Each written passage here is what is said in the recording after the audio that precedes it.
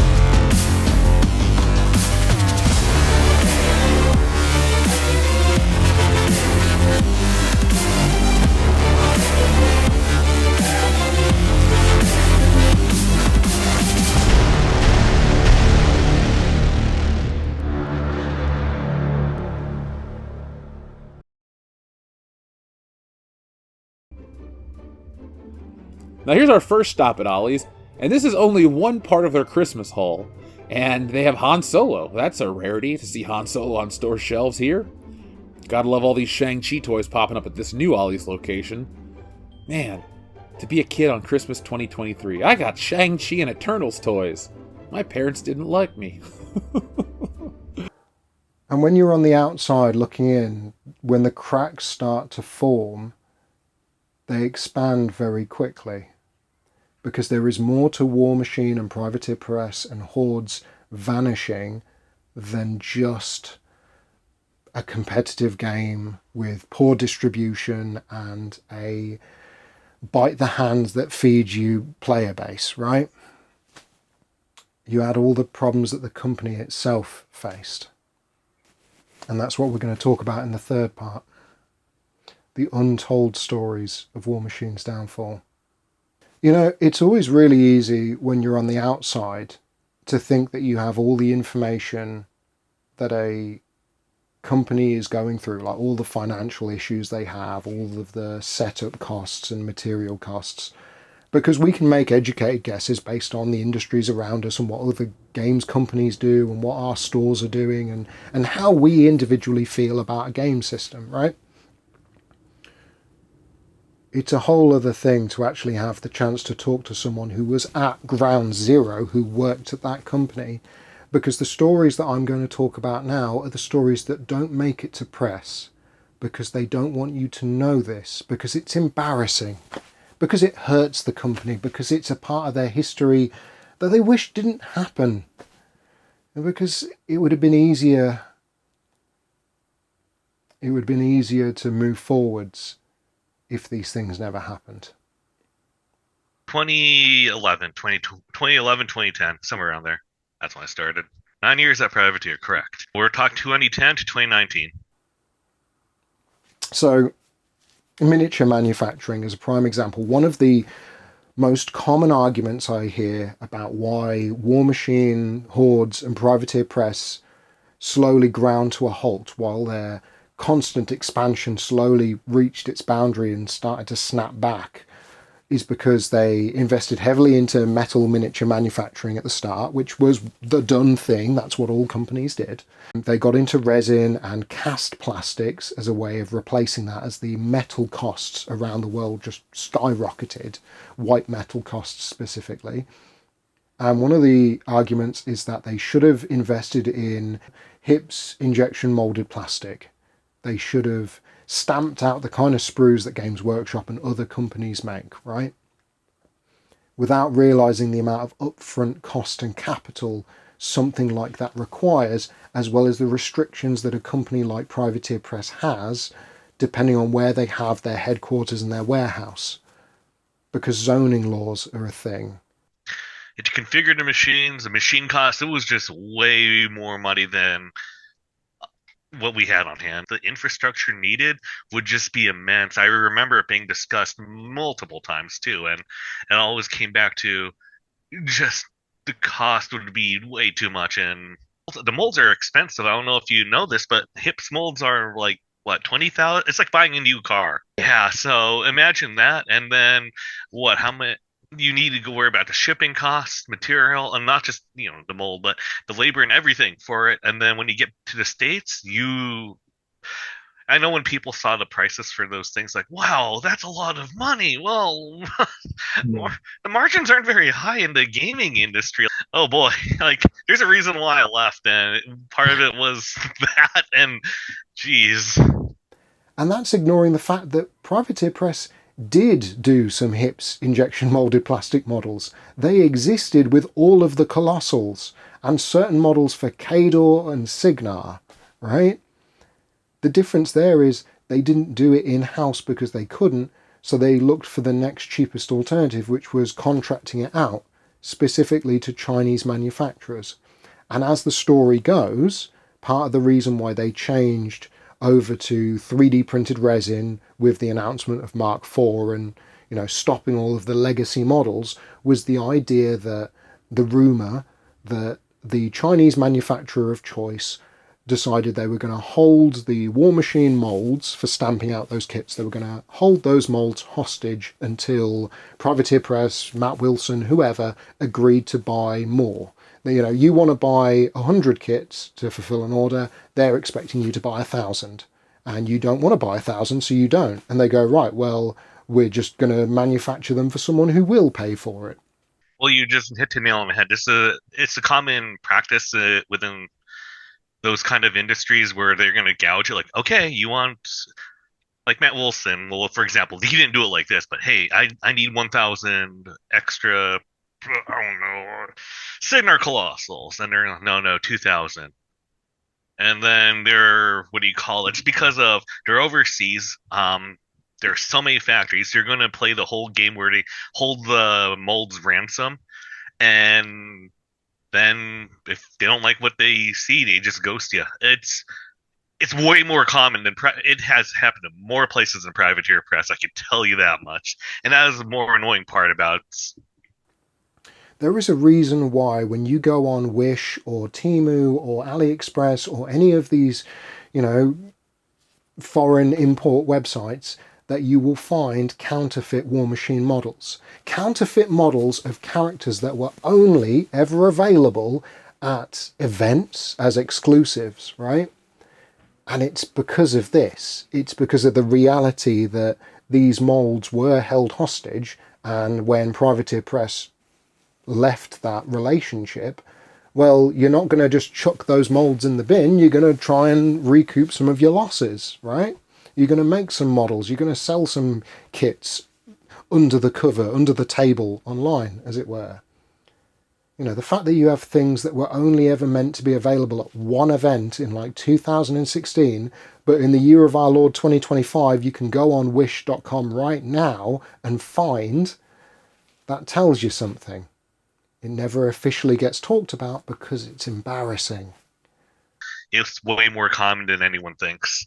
Like one of my other memories were in the case boxes for various plastic kits. There were counterfeit Magic card, what do you call that? Prints in there. Yeah, so there were counterfeit Pokemon card prints, Magic card prints. If you can name a card game, I saw counterfeit prints of it in the 2015-2016 era. So they're doing shady stuff already. They're doing it with printed goods already. You have the Chinese counterfeit Warmachine models that get released. The toys that get released that were never meant to be a thing.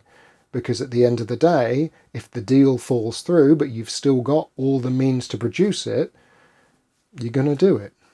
And so they did. One of the arguments that comes up a lot is the idea that if people weren't enjoying the change from Mark III to Mark IV and the change to 3D printed resin instead of metal or plastic or all of that, then why not just go back and reproduce some of those original, models, like the Mark I, Mark II, Glory Day stuff, as it were. And the story goes something like this. So in 2019, Privateer Press, they have to move their headquarters. They're currently based in Washington, and the landlord at the building that they lease out has informed them that they're selling the property out from under them, and they got to move, right? They're giving them the legal minimum notice, be gone, we're going to bulldoze this and turn it into a car park or something, whatever, I don't know. So they have a very short space of time in 2019 to pack up everything, every single model and kit and bit of product and cards and all of it, get it all on boxes and pallets and ship it out to a new warehouse that they've got to find quick. And it is chaos, and you can see images online of the chaos that they went through. Yeah, and the guy swung by and even said, like, the sales rep was like, what's going on? Are you guys okay? What's going on over there? Yeah, and he and some warehouse logistics people go out for lunch and they would talk shop, but yeah, he found out, like, oof. And much later on, at my other job, when I was doing some paperwork for unloading some trucks, one of the guys recognized me. He's like, "Hey, you're from that game company. What happened over there?" It's like, dude, I'm over here now. I was like, yeah, I can see that. How this story affects the company isn't just in all the delays and the chaos that causes. It's what happens to all the things that you would need if there are bits missing from the manufacturing process. In 2023, in Washington, a guy would bid on and win a storage locker at an auction. It's a blind auction, you don't know what's in the storage locker, and he wins it, opens it up, and finds lots and lots of boxes labelled War. After doing a bit of research, he realises these aren't boxes of Warhammer, they are boxes of Warmachine, Hordes, Monster Apocalypse, Level 7 Escape, all of this stuff, right? It is stock far in excess of what a store or distributor would normally have. And there is also a small white box in the photos that he posts online that say Level 7 Escape and Monster Apocalypse Master Models. The originals. The originals that all molds for those models were made from. Left in a storage locker. That was a Privateer Press locker, well, because of the molds and everything, but the one that gave it off was the plastic rune shaper kits. I kind of did some order pulling way back in the day. I would have known if some madman was going to order 2,000 of those things. There are at least 2,000 rune shapers in there. I'm like, yeah, no, that's oh boy, yeah, Privateer wants that swept under the rug. And those images are on the screen now, and you can see these are genuine. I've stripped paint off of Monster Apocalypse models. They do not look like this underneath. These are the original master models. You can't make more molds if the originals are gone. Each mold has a lifespan of pulling through it because you pour resin in, and the resin is going to stick to no matter how hard you try, whatever. There's always going to be something's going to stick, right?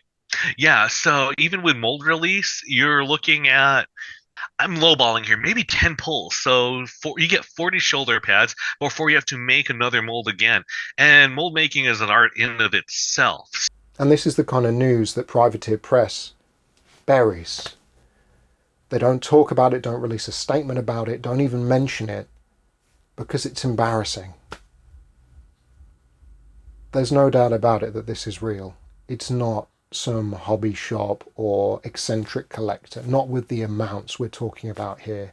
This is a storage locker that wasn't meant to be forgotten, but it was in the chaos.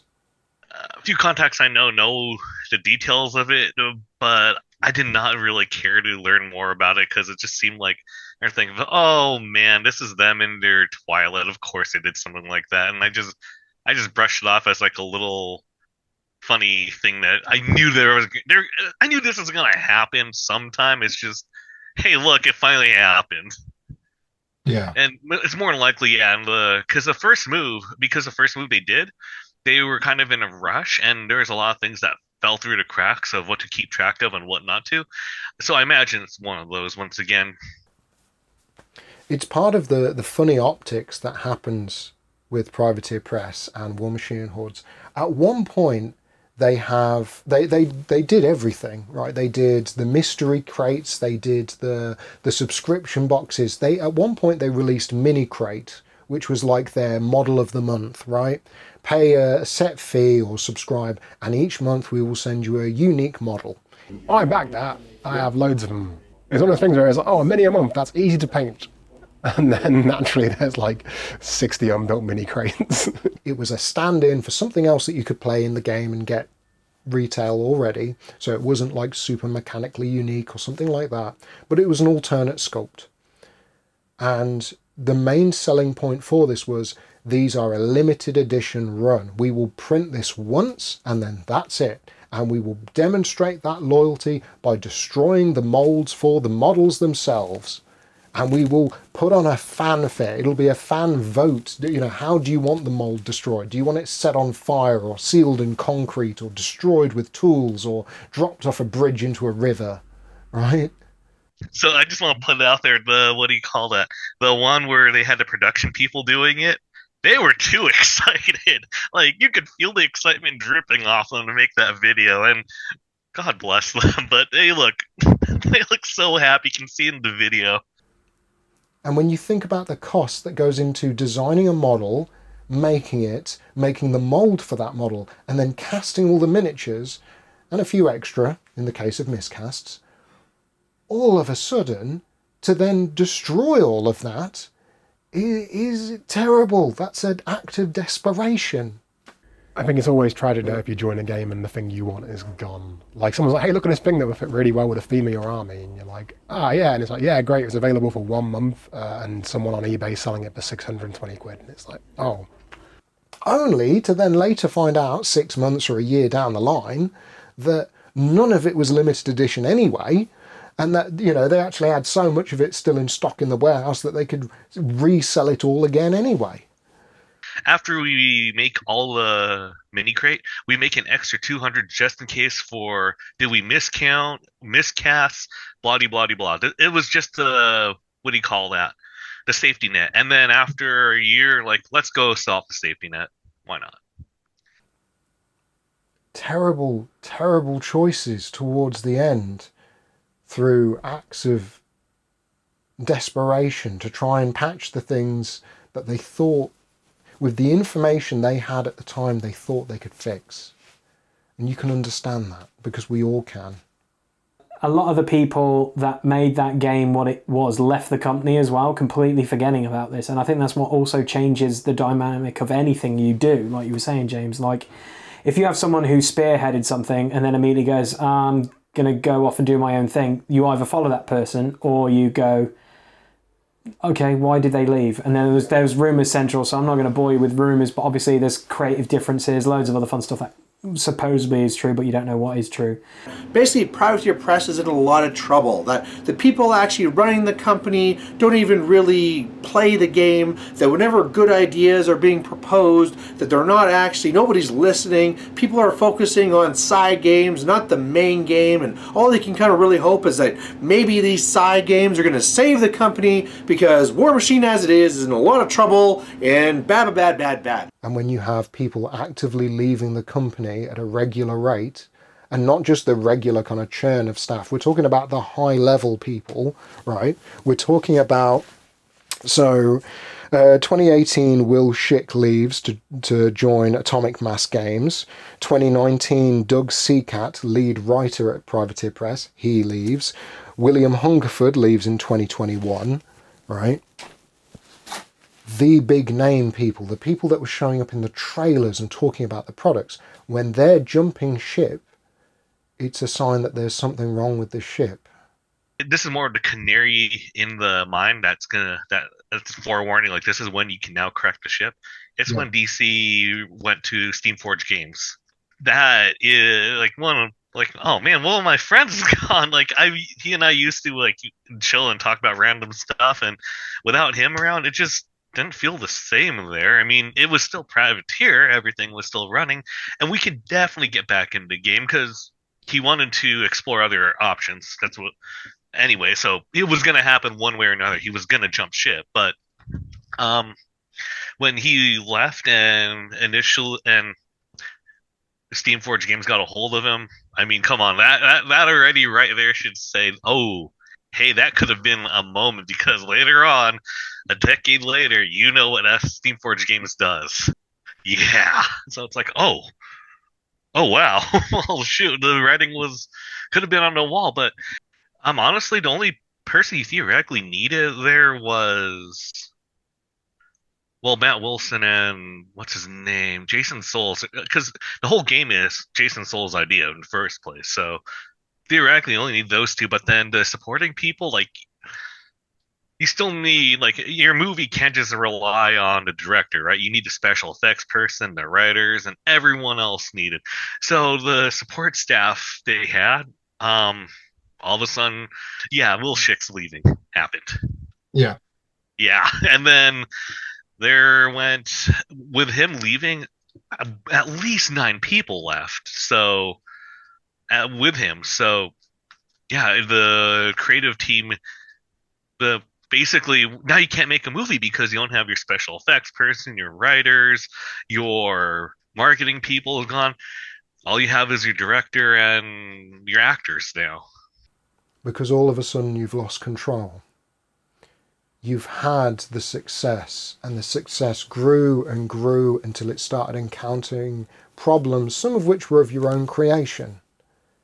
But then you get all the little things that individually maybe you'd be able to figure out. But when they start happening in rapid succession, you're done. There's no coming back from that. Whenever you ask, like, what killed a game, obviously that's hyperbolic language, but it's not really what killed a game, it's what killed a game for you. A lot of people didn't like the transition from one edition to another, and that's exactly with any game you see. Like, people go like, I don't like this edition, I'll wait for another one to come out. And unfortunately, another one never really came out, and when it did, the game had already been, it was gone. I think the void, I think to some degree, is that as they take their foot off the gas, or they were going in the wrong direction, either of the two, as sales dropped and as interest starts to wane and focus gets turned to other games, I think the void has been filled. I do think that now, 40k, prime example, it's massive, it's bigger than it's ever been, and it uses a lot of the tools that Warmachine used to be a successful game. Me personally, it was just sad, because it was like a good 8 years of my life I had basically been doing. I got into making YouTube battle reports because of Warmachine, because no one was really doing it. I started a podcast that eventually ended up having like people who were representing Team England as hosts. It basically started off as me with a few of my mates who played Khador, to then people who are well respected in the UK scene to be actual co-hosts in my thing. That's a thing I'll always remember about it. Like the amount of money I spent on minis, and like, well, with any hobby really, you just kind of look back on it and go like, oh man, that sucks. And the great irony with Warmachine and Hordes is the games aren't actually dead. Under Steamforged Games, they do exist. They are continuing the licenses, they're continuing to make new models and new factions. After Lock and Load Fest 2025, they've announced that the Press Ganger program is coming back. Woo!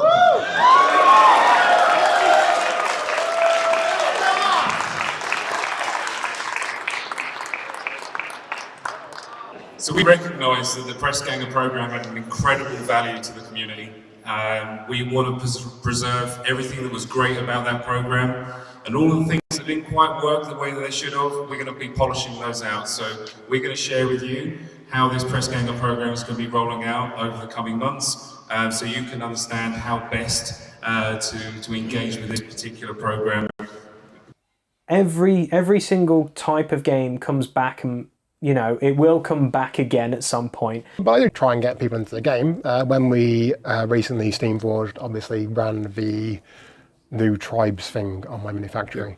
And part of the intro to Tribes was, hey, here's a free 30-point cadre for the Hive Mind cadre, which is it's now part of Dark Operations Cephalix. It's its own thing with its own cards, which is great.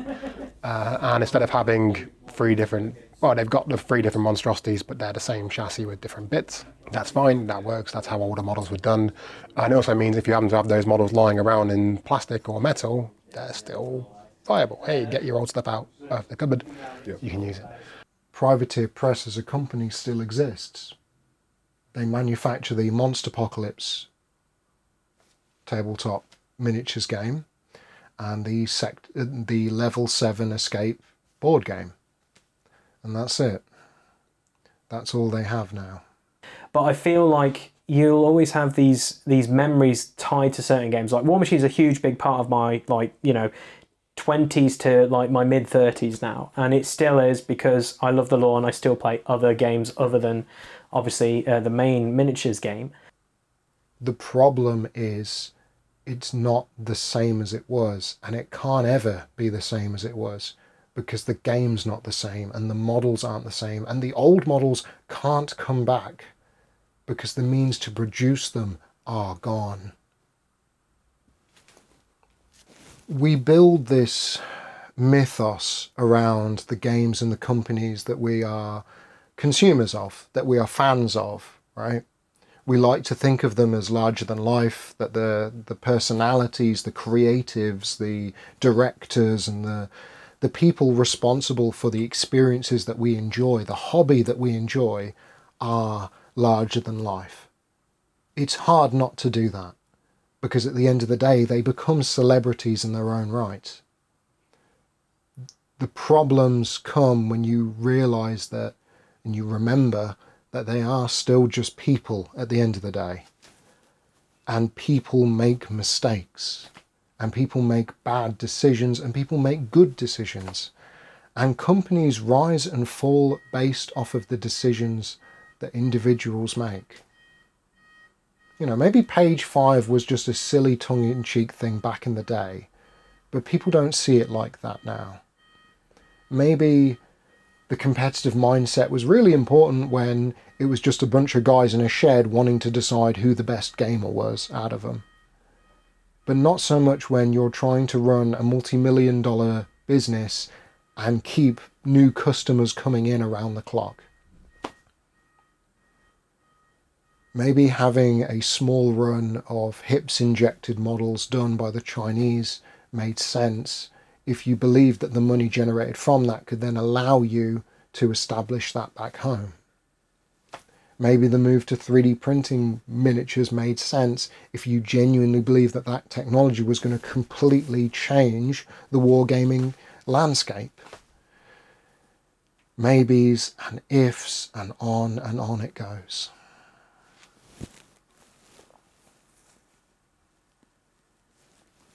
For this documentary, I reached out to a lot of people that I knew who were either passionate about Warmachine or represented the newer generation of people getting into Warmachine, but also people who worked on Warmachine, people who worked at Privateer Press.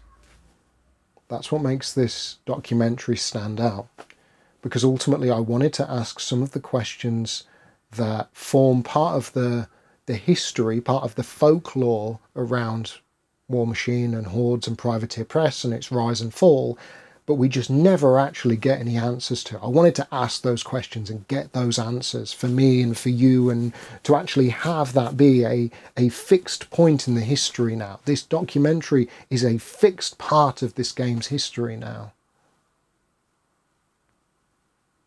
And I hope you enjoyed watching it. If you have watched the complete, fully edited version of this, all hour and a half of it, I want to say a massive thank you for taking the time to do that. If you've watched through all 3 parts and got to this point, again, I want to say a massive thank you for your time to watch through. If you've enjoyed these videos, this documentary, I would love it if you could leave a like, a comment, a subscribe, and please check out my Patreon if you would like to see more documentaries like this. I have got more planned in the pipeline. This documentary itself took many months of research and interviewing people and looking at footage online, and ultimately I hope gives you a perspective into the life and death of a war game that before wasn't quite covered as expansively as previously. Thank you so much for taking the time to watch this. My voice is almost gone now, and I can't tell you how happy it makes me feel to know that this was a good take. Thank you, and I'll see you next time. Bye-bye.